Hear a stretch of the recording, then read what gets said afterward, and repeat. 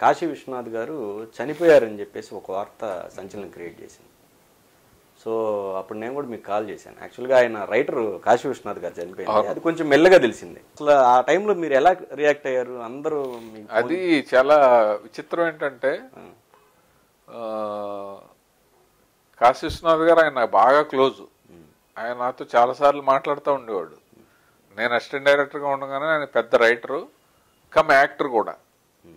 ఆయనకి almost 70 reach అయ్యి 68 70 reach అవుతాడు ఆయన, అంత పెద్ద ఆయన.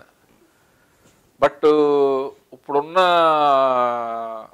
ఈ టీవీ ఛానల్స్లో పనిచేసే కుర్రాళ్ళు ఉంటారు కదా, వాళ్ళు ఎవ్వరికీ ఆయన తెలీదు.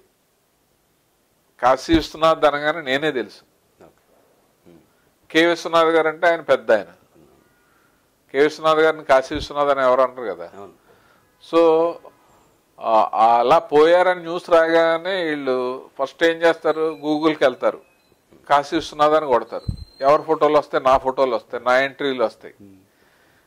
ఇంకా బ్లైండ్గా వేస్తారు.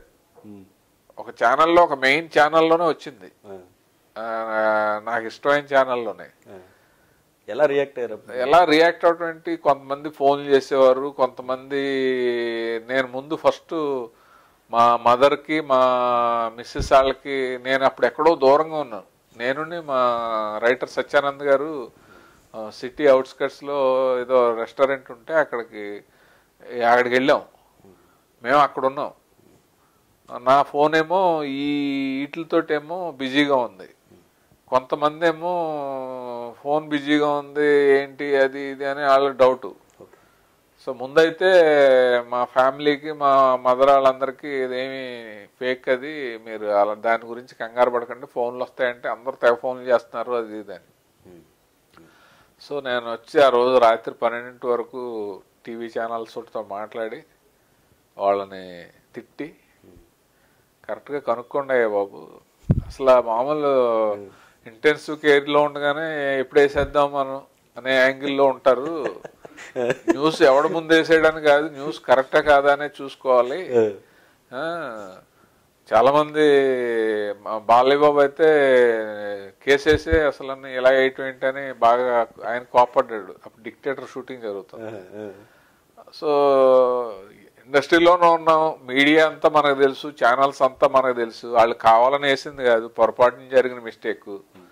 దానికి అన్నెసరీ రభస, ఏదో పరువు నష్టం వేసి, లేకపోతే ఎన్ని లక్షలు డిమాండ్ చేయి, ఇలాంటివన్నీ నీచమైన ఆలోచనలు తోటి మనం అలాంటి ప్రొసీడ్ అవ్వలేం కదా. సో అందువల్ల విచిత్రం ఏంటంటే, మర్నాడు షూటింగ్కి వెళ్ళాను నేను. వెళ్తే ఇక్కడ అల్యూమినియం ఫ్యాక్టరీలో షూటింగ్ జరుగుతుంది. ఎవరో ఒక అతను ఫోన్ చేశాడు. హలో అని ఎత్తే నేను. సార్, కాశీ విశ్వనాథ్ గారు క్రిమేషన్ ఎక్కడండి అని నన్ను అడిగాడు. చాలా మంచి వ్యక్తి అండి, వెళ్ళాలి మేము చూడాలండి అని.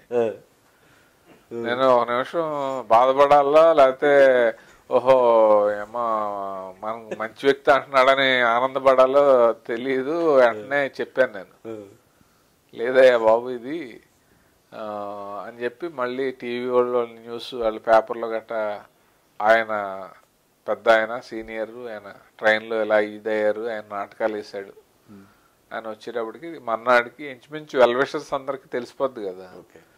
సో అలా తెలిసిపోయింది. బట్ అదేంటంటే, ఎవరైనా ఒకళ్ళు వాళ్ళు పోయిన తర్వాత ఉండే రియాక్షన్ ఎలా ఉంటుందో అది మనకు ముందే తెలిసిపోయింది.